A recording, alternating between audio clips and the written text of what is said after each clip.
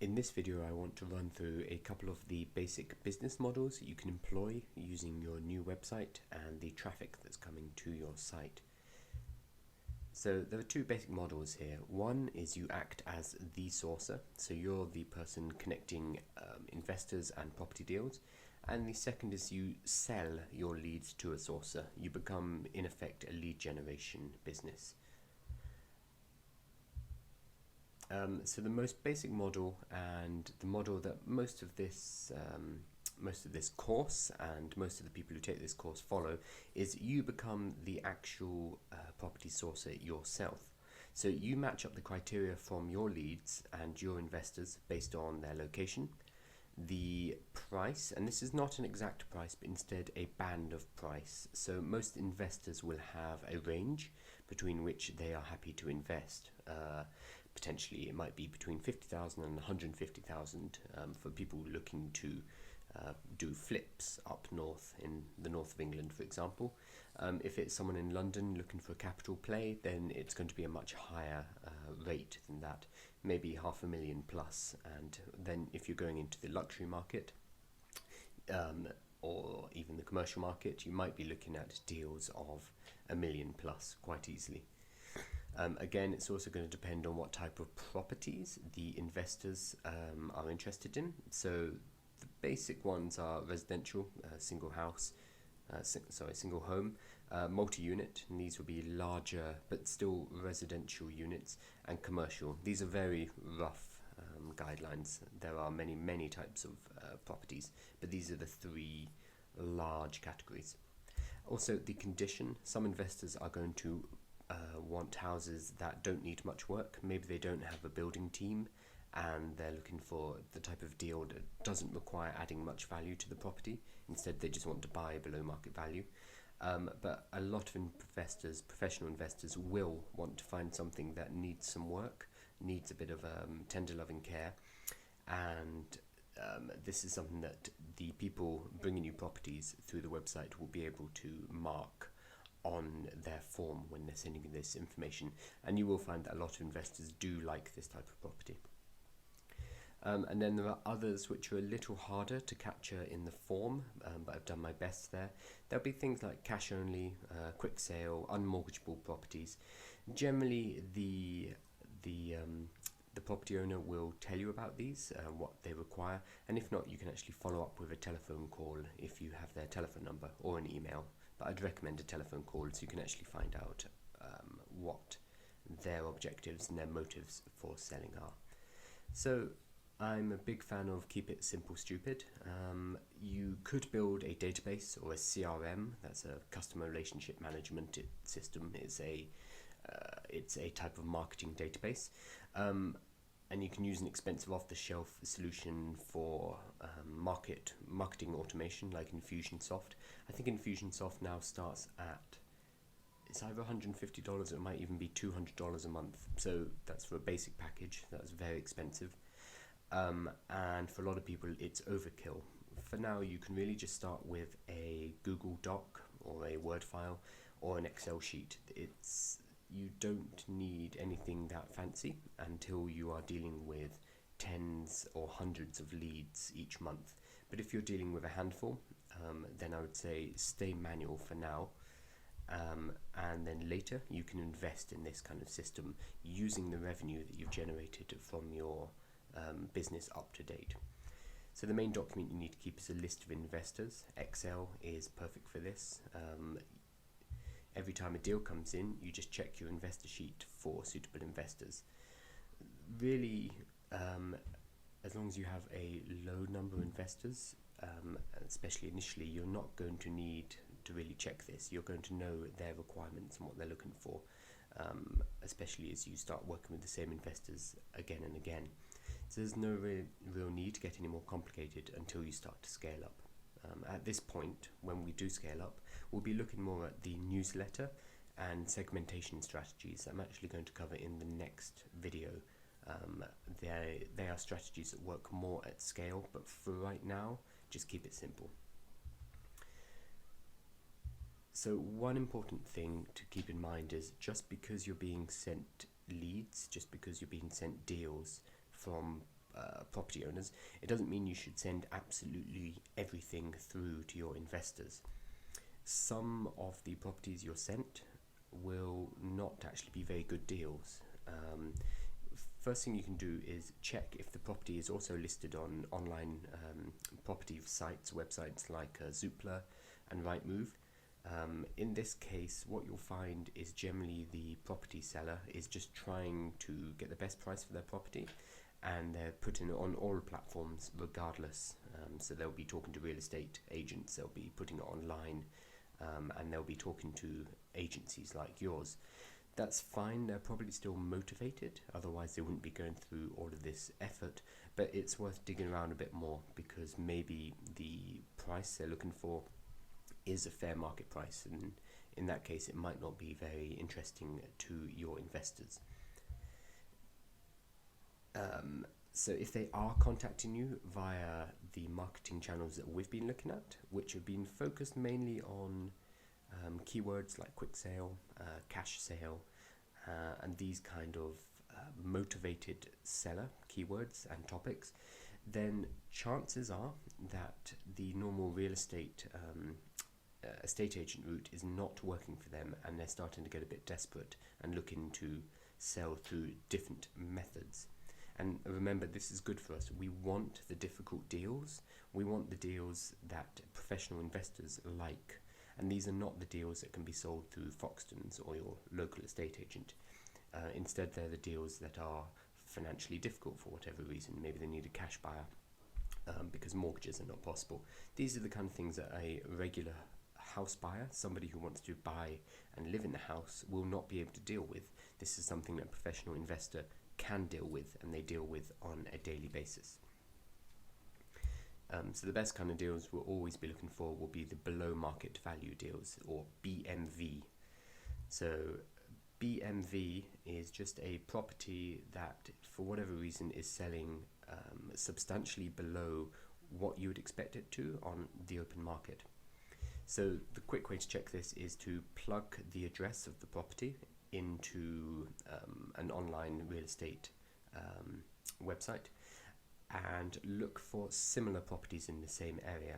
So let's say we're looking at a 3-bedroom house in Birmingham, and I don't know the numbers off the top of my head. Let's say our seller wants 150,000 for this, and we go on to Zoopla and we look at 3 bedrooms in Birmingham, and we see that the going rate for most 3-bedroom houses is 300,000. In that case, there's 150,000 difference, and we know we're onto something which is potentially a below market value deal. Of course, this property might need a lot of work, and this work might cost another 100,000. But even then, this is going to be something that is of interest to for a professional property investor, because there is such a large difference between the normal market rate in the area, which we've seen on websites, and what our home seller is looking for. So good signs here will be when somebody comes to you and they need to sell fast, and normally this also goes hand in hand with they're looking for a cash buyer, somebody who can buy in cash. Also, this is linked to they're not able to get a mortgage on their house, which means a lot of new buyers, people who are seeking to buy this property from them, will not be able to do so because it's also unmortgageable for them as well. So this takes off regular homeowners out of the market.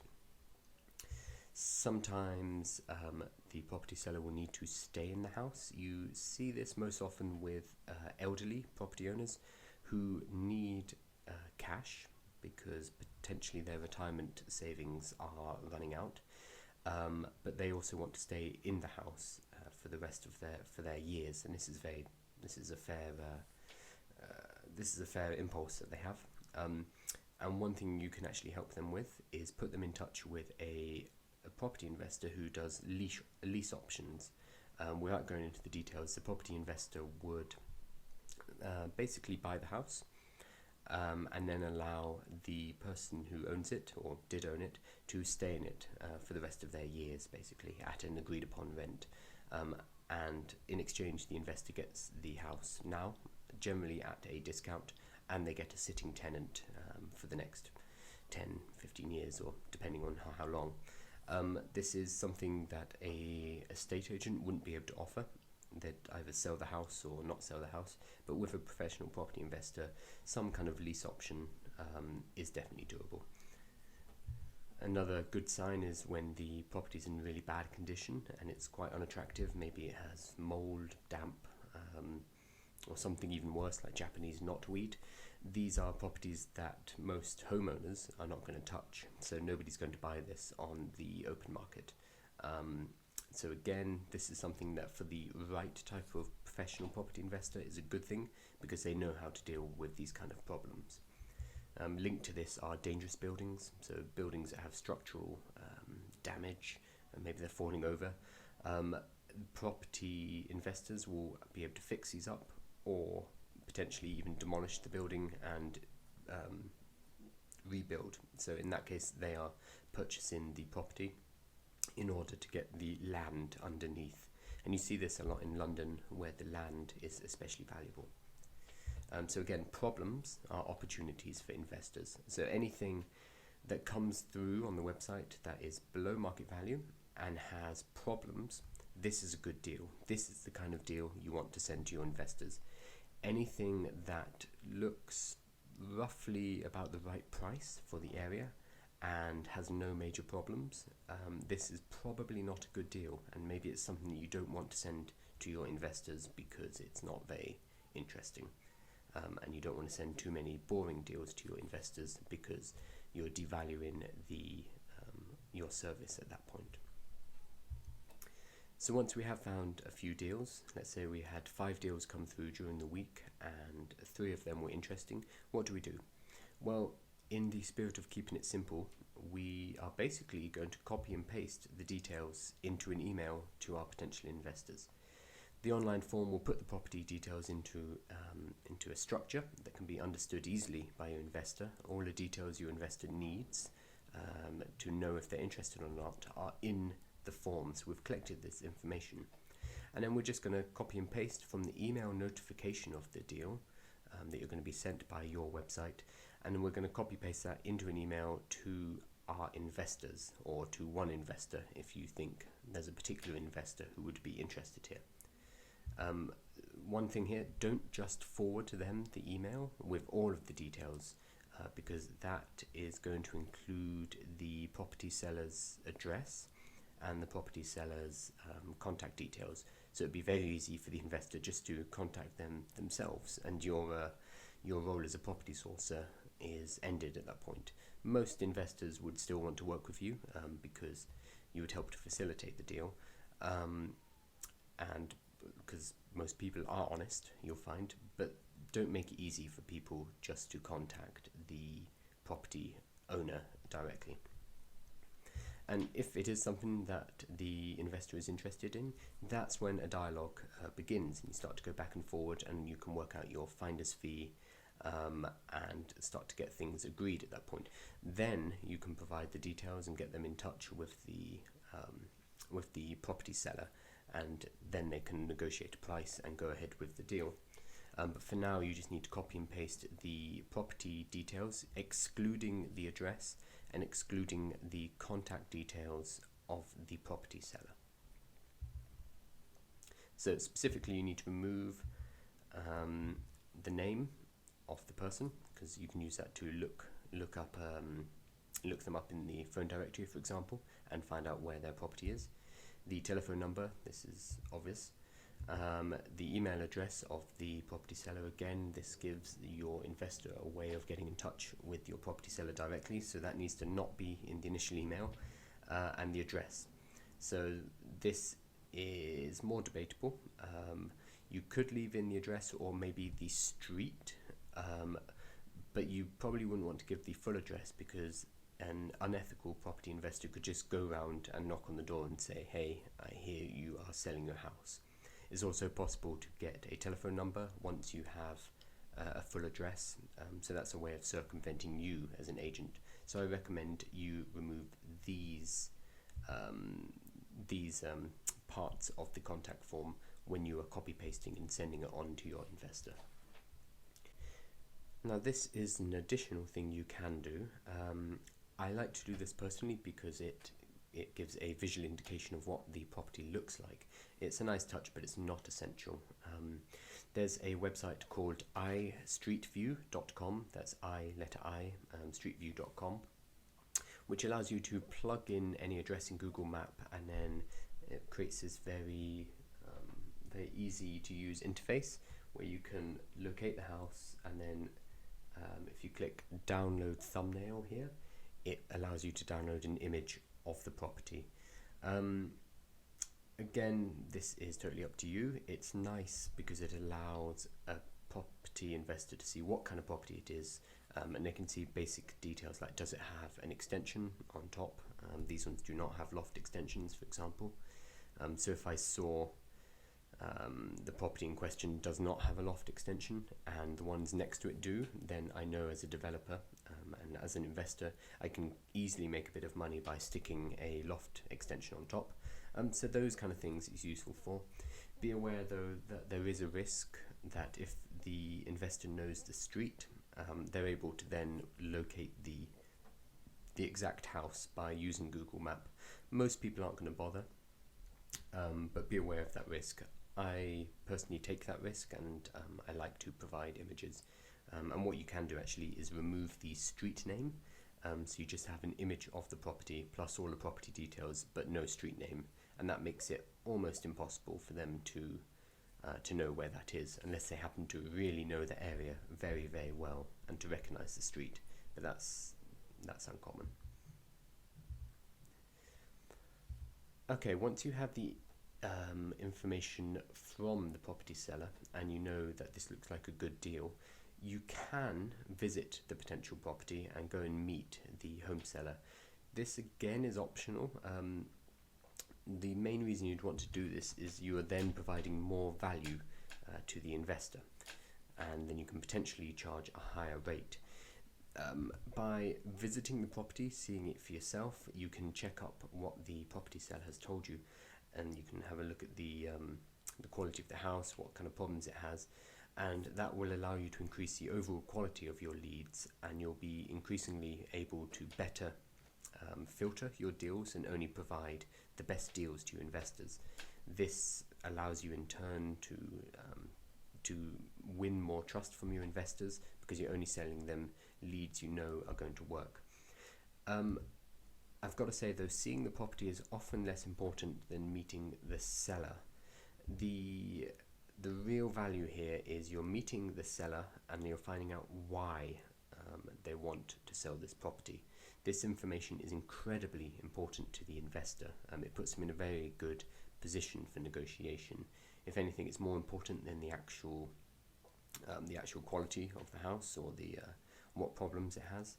Knowing why the investor needs to sell why the property owner needs to sell is incredibly important for the investor, because it allows them to work out the best way to negotiate, and whether it needs to be a cash offer, a lease option, how fast it needs to be, etc., etc. You can also do this on the telephone, though this doesn't really require visiting, although face-to-face I find is a lot more effective. And you can kill two birds with one stone, meeting the investor and seeing the property at the same time. It also allows you to get internal photos, so if there are particular problem areas like structural problems or mold, these are things you can take photos of, and you can provide that information to investors who are interested in the deal. And again, problems are good. This is a selling point when there are problems, because it means they can get the property for a lower price, which is really what they care about in this situation. So presenting the deal, as we've already talked about, the simplest way is just to provide the details that the seller has provided you via the website, formatted for the potential buyers. So this is removing the address, the name of the seller, and any contact details that the seller has provided you, and basically copy pasting this into an email to your potential investors. You don't have to send it to only one investor. In fact, I would suggest you send it to a few. If you have one investor you work with a lot, who is a preferred investor, who likes to get deals first but in return buys more from you, that's fine. But these leads shouldn't be exclusive. You should be able to send them to other people. unless you're being compensated for it a lot by one particular investor. So with this basic deal presentation, you can add the Google photo that I've shown you how to get through that website, as well as any photos you gather from a site visit, and any extra details from talking with the owner on the phone or in person, any details that you think would be interesting to the investor based on their type of investment profile. And again, this is something that you, after one or two deals, you'll learn very quickly. So for now, you're going to have more than enough information from the form, but you will be able to add in more details as required. If you want, this is a more advanced topic, a little bit beyond here because it involves financial analysis, but I'm going to give you some resources below this video. You can go ahead and for the investors work out the numbers for them, so you'd be working out the financials. The main things are going to be things like rental yield, if they want to buy and hold and use it as a buy-to-let or an HMO, or things like return on investment if they're flipping or developing. Return on investment is also important for rental properties, but generally you're going to see this number for capital plays like flipping. So this is the kind of thing you can put together, and how much detail you go into will depend on the size of the property. If this is a £3 million deal and you're collecting 2% of that, which is a lot of money, you are obviously going to want to put a lot more work and effort into preparing this deal package. And what I'm going to do is give you a couple of examples at the bottom of this, below this video, of what sourced deal packages look like, so you have a template to work from when you are copy pasting your details and performing any additional research you need to. For your first deal, so I would suggest just sticking to copy pasting from the website, and that's going to be enough for the vast majority of investors, because there's a lot of details already there, so you've done a lot of work for them. You can add more as you go along, but I wouldn't get hung up on trying to provide the perfect presentation right now, because you just need to keep it simple and you need to get some momentum, get some revenue coming in, and then you can come back and worry about creating the perfect deal package. So I'm going to provide you with some samples below. There'll be more than enough to get going with, and then later you can come and refine that. But right now I don't want you to get stuck on this point. Contracts. Now this is an interesting one. I was going to provide you with templates, but I talked to my solicitor and he suggested that's probably not the best thing for me to be doing. It's not best for you either, because I'm not a lawyer, I'm not a solicitor. So your best bet here is to work with a solicitor in the UK and get them to prepare the agreements. So this is an agreement between you as the property sourcer and the investor. That's the legal agreement, and it's going to be to do with your finder's fee. Most property-specific solicitors are already going to have a boilerplate contract. This is a template that they use, and they'll be able to work off this, changing the names, changing a few of the points, and that's going to save you a lot of money. That said, if you are comfortable with legal documents, I want to point you towards this website, simplydocs.co.uk. Specifically, they have a package of documents, of contract documents for property search agencies, which is really what you are here. I think it is £35, it's very cheap, and that gives you the basic documents and contracts for everything you're going to be needing, and these are prepared by actual solicitors. So rather than me giving you ones that I use, which might not be they might not be strong enough to protect you, I recommend you go to simplydocs.co.uk and grab that package, and that's going to save you a lot of money and a lot of trouble in the future. If you're operating in the US, be careful, because a lot of this will be state dependent. So you're going to need to talk to somebody in your particular state or the state where you're operating and work out what the contract laws are around real estate sourcing. So the easiest way to do this is to Google, the easiest way I found is to Google the name of the state and then real estate finder's fee agreement. And this will generally give you examples to work from, but you should still go and talk to a lawyer in that particular state. Also, unless you're a licensed real estate broker in the US, this is not the UK, I would stay away from any language that suggests brokering an agreement. There's a great article on this, and here's the link. I'm also going to leave it underneath the video. There is very specific language and laws around brokering, because a real estate broker is a role, a certified role in America. So you need to stay away from that kind of language. You can still act as a property sourcer, but you need to be careful that you're not presenting yourself as a broker, unless you have a real estate broker's license, in which case you're fine. That article goes through it in a lot more detail, so I'm not going to get stuck on it right here. So segmenting.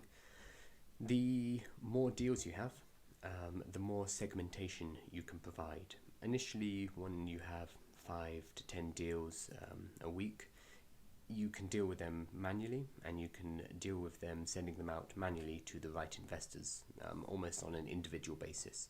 Again, the rewards for hand selecting these deals and completing these deals are very high. You get quite a lot of money per successful deal, so I would say it's worth taking a bit of time to handpick these and to build your business through a manual process initially. That said, as you start to grow, when you're looking at 100 property deals a week or more, which is definitely doable depending on your area, you're going to need to segment. So you might be segmenting by property type, segmenting by purchase price, segmenting by the problem. So again, these are problems like structural damage, cash buyers only, etc., etc. And you would start to segment your investors into different buckets. So there are investors that only deal with commercial properties that need cash buyers, for example. That would be a segment. So any deals within that segment would be sent automatically to those investors. This is something you're going to have to worry about later, but for right now, just keep in mind there are different types of property types, there are different types of purchase price, and there are different types of problem, and you're going to later be matching them up to the best type of investors. So if all of this sounds like a lot of work, you can actually just sell your leads to professional sources. In this case, you're not actually a property sourcer, but you are a lead generator. And the benefits of this is as higher volume, you can generally push through a lot more deals, and it's a lot less work. The drawback is there's less profit per deal. Generally, you'd be making 2% on a property's finder's fee because you are the property sourcing agent, which can be thousands and thousands of pounds for one deal. Whereas with selling leads, you might only be able to sell your leads for £50, £100, £150, depending on the value of the lead. One thing about selling leads, which is great, is that you get paid up front, and it doesn't matter if the lead leads to a completed sale. So that is one reason why you might want to look at selling your leads to other sources. So the best bet is to Google property or real estate sources plus your location name, and see who's in your area and if they're interested in getting additional leads and how much they'd be willing to pay for it. LinkedIn is also fantastic for this, so it'd be worth starting that discussion and seeing if there's anyone who is interested and working out what they would pay for that, and then you can use them as an overflow for any leads you aren't able to process yourself, and that's fine. Or maybe for the deals that you don't think are particularly good, you could package them up and sell them to another sourcer. Or if you don't want to do any of the property sourcing work yourself, you could just sell leads and not do any property sourcing. That's up to you.